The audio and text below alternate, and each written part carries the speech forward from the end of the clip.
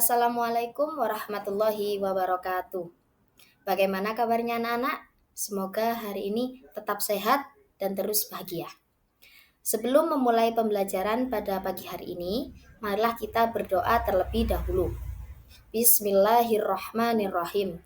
Raditu billahi rabbah wa bil islami dina Nabi Muhammadin nabiyya wa rasulah Rabbi zidna ilma warzuqna fahma amin amin ya rabbal alamin. Pada pagi hari ini, Bu Bella akan menjelaskan sedikit tentang materi kita yaitu berkurban. Oke, di sini kita akan membahas tentang apa sih berkurban itu, hukum dalam berkurban menurut Islam bagaimana, dan kapan waktu berkurban, serta hikmah berkurban itu apa saja dan bagaimana tata cara dalam berkurban. Di sini berkurban itu berasal dari kata dalam bahasa Arab yaitu qoriba yang berarti dekat. Secara istilah, berkurban itu adalah ibadah menyembelih hewan tertentu pada hari raya Idul Adha dan hari Tasyrik, yaitu pada tanggal 11 sampai 13 Dzulhijjah dalam bentuk ketaatan dan upaya mendekatkan diri kita kepada Allah Subhanahu wa taala. Adapun hukumnya berkurban terdapat pada surat Quran Al-Kautsar ayat 2 yang berbunyi Bismillahirrahmanirrahim Fasholli lirabbika wanhar yang artinya maka laksanakanlah sholat karena Tuhanmu dan berkurbanlah. Kemudian di sini ada ketentuan hewan dalam berkurban. Yang pertama ada unta, yang kedua ada kambing, dan yang ketiga ada sapi. Kemudian apabila ada pertanyaan misalnya, kalau semisal kita berkurban menggunakan ayam, apakah boleh? Tentu tidak. Karena hewan kurban ini sudah ada ketentuannya. Selain hewan yang ada pada PPT ini itu tidak boleh dikurbankan. Contoh unta. Di Indonesia di sini itu tidak terdapat unta. Ada, tapi sedikit.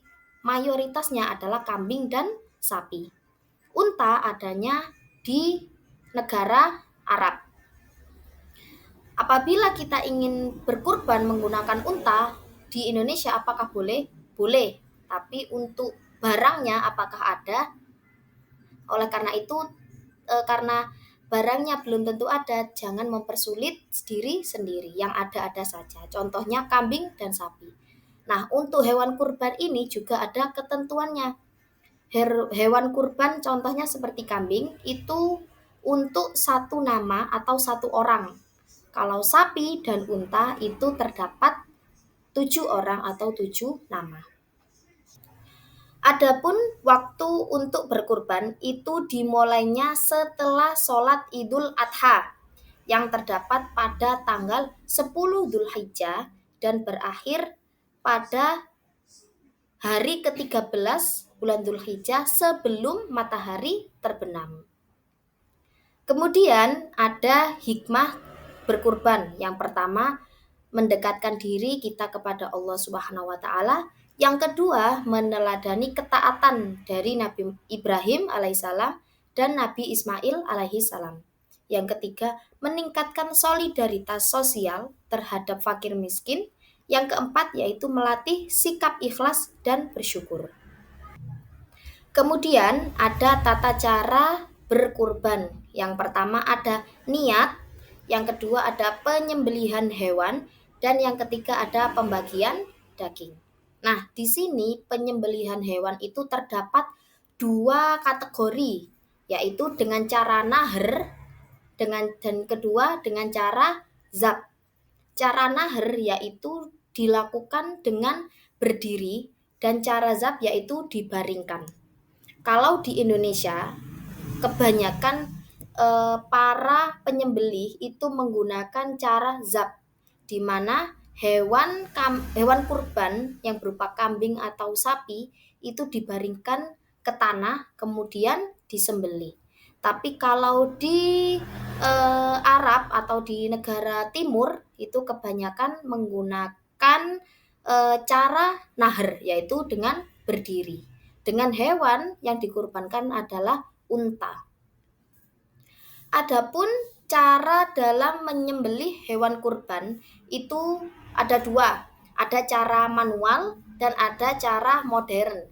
Cara manual itu seperti para penyembelih pada umumnya, yaitu hewan yang akan dikurbankan dibaringkan ke tanah, kemudian menggunakan pisau atau golok, dan hewannya dihadapkan menghadap kiblat. Adapun alat yang digunakan dalam penyembelihan hewan kurban itu tidak boleh tumpul. Dalam artian pisaunya harus diasah terlebih dahulu agar tidak menyakiti si hewan kurban tersebut.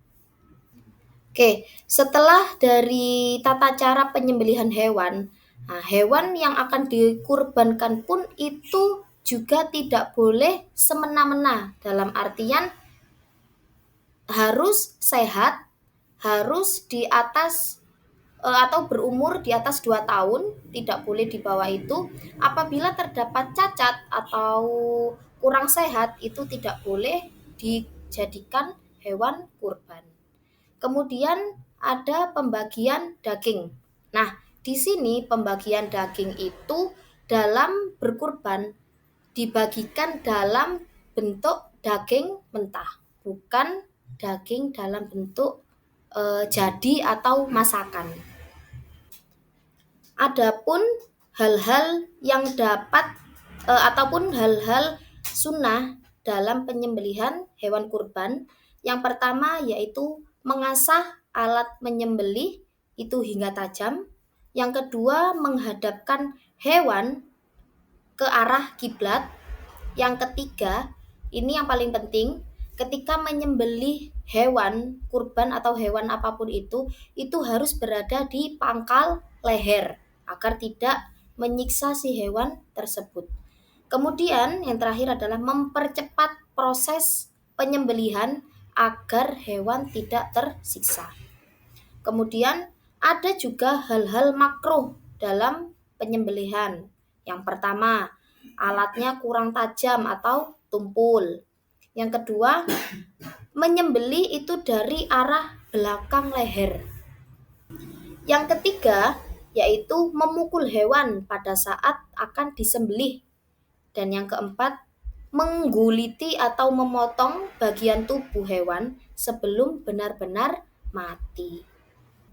Sedangkan untuk berkurban, tata cara berkurban dengan menggunakan cara mekanik, yaitu cara menyembelih hewan dengan menggunakan alat modern berupa mesin yang dibuat secara khusus untuk memotong hewan.